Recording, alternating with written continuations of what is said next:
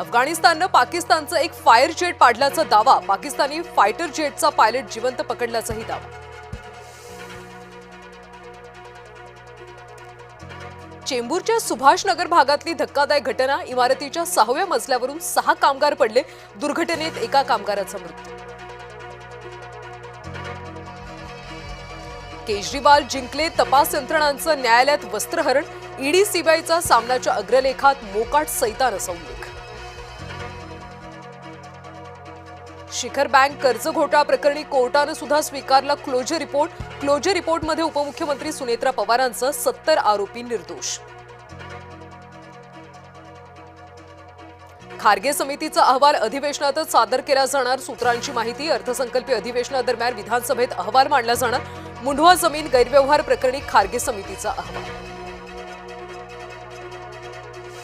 जुनं दळण पुन्हा दळायची त्यांची सवय, निर्णय लागू करण्यापूर्वी लोक गुवाहाटीला गेले, उद्धव ठाकरेंचा मुख्यमंत्र्यांवर पलटवार.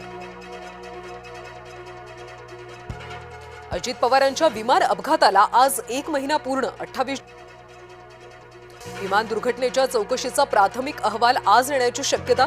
डीजीसीएनं केलेल्या चौकशीच्या प्राथमिक अहवालात काय असणार याकडे लक्ष. विमान उड्डाणाला योग्य आहे का ठरवणार विमान सुरक्षेसाठी नेमले जाणारे 38 सल्लागार. नागरी विमान वाहतूक महासंचालनालयाचा मोठा निर्णय. दादा अर्थसंकल्प सादर करायचे, वापस या ना. चंद्रशेखर बावनकुळेंचा अजित पवारांना काल्पनिक फोन. पुण्यातल्या कार्यक्रमात बावनकुळे भाऊक. सिंधुदुर्गची पहिला एआय जिल्हा म्हणून घोषणा, मात्र प्रत्यक्षात जिल्ह्यात परीक्षा केंद्रही नाही. ठाकरे गटाच्या वैभव नाईकांची घणाघाती टीका. यंदा नागपूर मनपाचं अमृत महोत्सवी वर्ष, मुख्यमंत्री देवेंद्र फडणवीसांचा केला जाणार सत्कार. 2 मार्च रोजी मनपा मुख्यालयात करण्यात येणार सत्कार. मुंबईमध्ये पावसाळपूर्व कामांना सुरुवात, नालेसफाईसाठी 50 कोटी रुपयांचा खर्च. पावसाळ्यापूर्वीच कामं होण्याचा पालिकेला विश्वास. राज्यातल्या 107 परीक्षा केंद्रांची मान्यता रद्द, कॉपी प्रकरणं रोखण्यासाठी सरकारची कठोर कारवाई. शालेय शिक्षण मंत्री दादा भुसेंची सभागृहात माहिती. नागपूरमधल्या 12वी पेपरफुटी प्रकरणात आरोपींची संख्या पोहोचली 8 वर. कनिष्ठ महाविद्यालयाचा मुख्याध्यापक आणि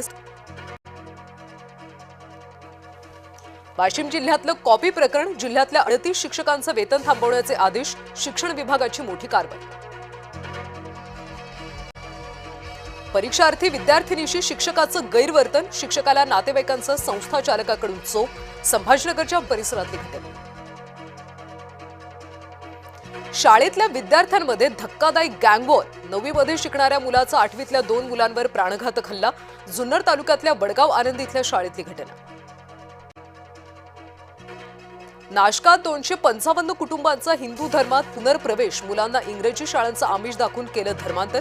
रामानंद नरेंद्राचार्यांचा त्यांच्या दाव्यानं खळबळ.